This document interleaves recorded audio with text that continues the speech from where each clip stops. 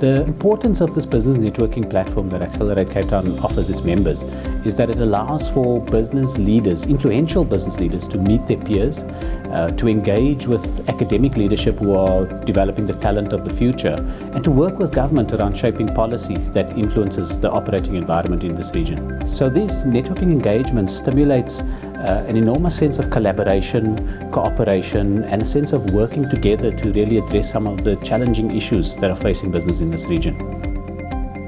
Accelerate Cape Town's network is fairly unique and quite powerful in the sense that it's an entirely independent platform. We are not burdened by any sort of political pressure. We are entirely funded through the private sector, and that allows us to really be as honest as we need to be and to engage as robustly as we need to around issues that are impacting business in the region. So in recent years, we've convened this network around topics such as the sovereign ratings downgrade and what that potentially could mean not only for business but for society at large, and for many of the poorest of the poor in this country.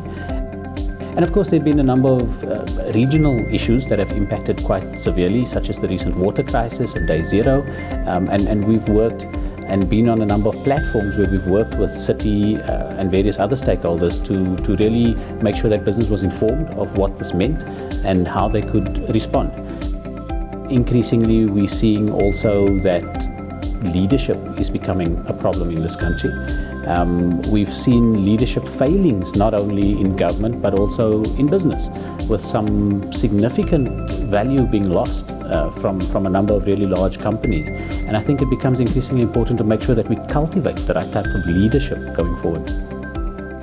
We also focus on issues such as the plight of black professionals in this region. We found that this has been a lingering and persistent problem in Cape Town, where black professionals from other parts of the country find it quite difficult to integrate into the city of Cape Town, and we've got a fantastic series of engagements geared towards that cohort to help them settle, meet their peers, and build social capital in the region. And of course, more recently, people will remember Fees Must Fall protests and what that meant. And in that regard, it becomes important not only to address the interests of the students, but also the sustainability of universities, and to make sure that corporates can find opportunities to work with universities to make sure that they're not only sustainable, but that they produce the kinds of talent that we need.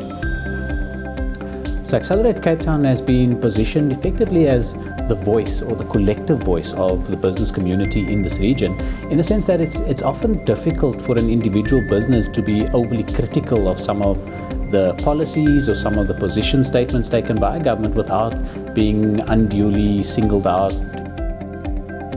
So we're very proud at the capability and competence we've developed at being the voice of business in this region over the last few years.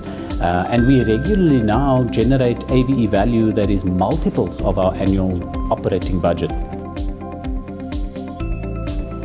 So we're very excited about the future, despite the operating environment seemingly becoming more onerous, because Accelerate Cape Town continues to be the apex business leadership organization in this region, and we're really excited at the prospect of strengthening collaboration, building stronger networks, building better working relationships. And we feel that Accelerate Cape Town is uniquely positioned to do just that, to build strong relationships, to build more collaborative networks, and to start implementing projects at a pragmatic level that allows for this network to be activated and to work together to address some of the key issues. Massive thanks to our members for your continued support. We're really looking forward to working with you next year and going forward to continue building this network, to continue engaging around key topics of interest in what is likely to become an increasingly difficult operating environment. But we're here for the long haul. We believe in this country. Now's not the time to drop the ball. Now's the time to get into the game.